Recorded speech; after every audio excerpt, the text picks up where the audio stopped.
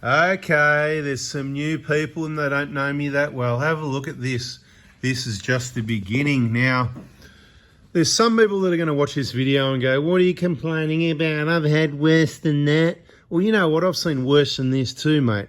Out on the tracks where the car's still covered in mud. Here at the Prado hospital, it's clean like a hospital and we do surgery. We're not grease monkeys working on your dirty pig vehicles. Now, this car's here for a service. And this is going to be the quickest inspection. I think it's going to be more whinging than an inspection. And I'm going to demonstrate just one reason why your car needs to be clean. Because I can't see anything when it's covered in mud. Let's check the bushes of the bottom of the shock absorber. Bzz, incorrect. Look at this mud hanging down on my head. Let's check the bushes on the bzz, incorrect. Can't check anything because the thing's covered in crap. You want to go off-roading, that's awesome. But you need to get under there and clean all this crap out before you bring the car anywhere near me. And you know what? Cars have been slowly getting dirtier and dirtier. So it's another good reason for me to do a video and have a whinge and tell you I'm not interested in servicing or inspecting your vehicle unless it's clean underneath it. You've seen my vehicles.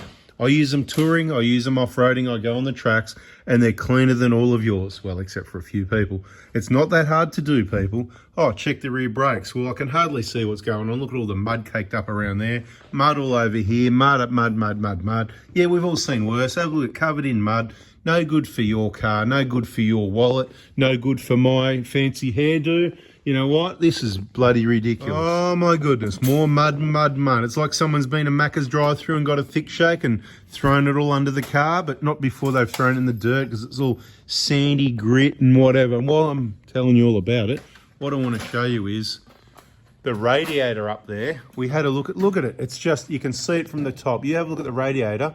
It's all caked up with sand, grit. Do you think there's much airflow going through that to keep the engine cool? To keep the engine longevity? No, it's not. There's been a bit of washing going on. You can see someone stuck a hose under here because it sort of kind of looks clean from there, doesn't it? But you're going to get it down on your hands and knees and crawl in a bit more closely and have a look at this crud and crusty soup. You're carrying, mate, what, 10, 20 kilos of dirt around with the vehicle? Oh my goodness, not a good situation, especially at the Prado hospital. Oh look, we've got a recovery. Oh, we can't get to the recovery, can't get to the tow points. What are we going to do? No good. Look at these bush skins, blocked up air holes. There's a bolt missing in the bash plate. Literally, we can't check anything. I can't really service anything. We can just change your oil and just get this thing out of here. You need to clean it up before you bring it back. Bada bing, bada boom, baby. What else we got up here?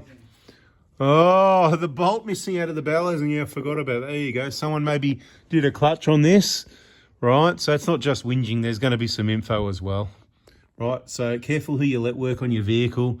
It's time to subscribe and turn the bell on. Get to know me, get to know your vehicle, get to know your maintenance program so that you can look after the thing. Otherwise, it's going to waste your money. Check out the K-on bash plates. The bush skins used to be good. This is a bit of a... I wonder if it's got the center support that I invented. No, it hasn't, right? This is really old. There's no center support. When you hit the middle really hard, it just bends.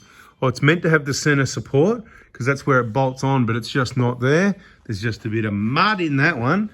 Anyway, so these bolts, these get hit by things you drive over and they get snapped off. You need to check out the K-on gear. Up here, you know that oil leak plug thing? Well, or you can just chuck a bit of silicone on it. That'll do. That's what they've done this time. And the other thing I noticed, see the breather for the transmission or whatever it is, that's meant to be way up the top there in that clip. If you look right in the middle of the picture now, try and get a light around in a situation. The best I can do is that. I need my laser right in the middle of the picture. You'll see that little black clip there.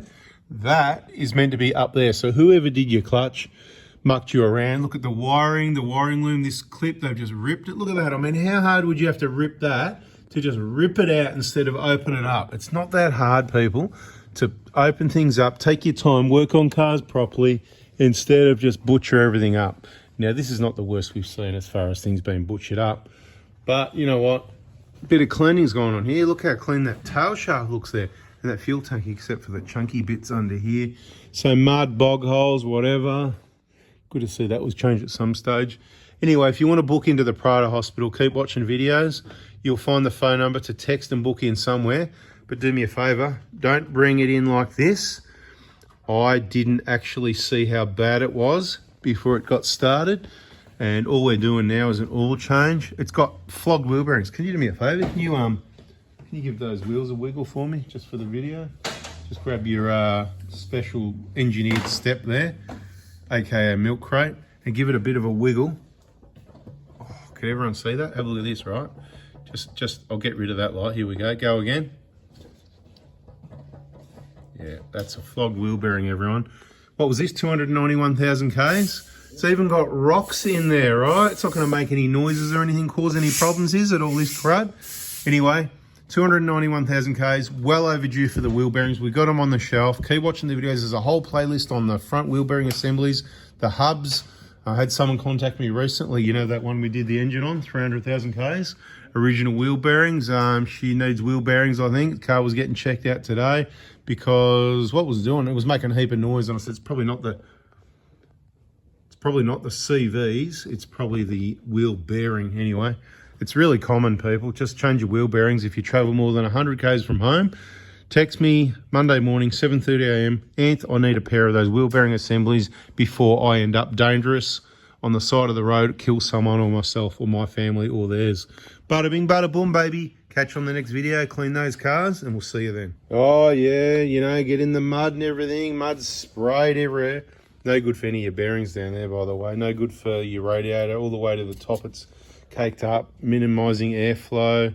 There's a number of issues. Who's worked on the car recently, cross-threading these bolts? We had to re-tap the intercooler. We're just doing a few basic fix-ups from, you know, well, you can kind of see it's a bit, you know, it needs a bit of cleaning. It needs a bit of tidying up. It needs a bit of love. It's going to get a bit of love, but while it's this dirty, it's not going to get as much as it would have. Anyway, better luck next time. So sad, too bad, maybe next time.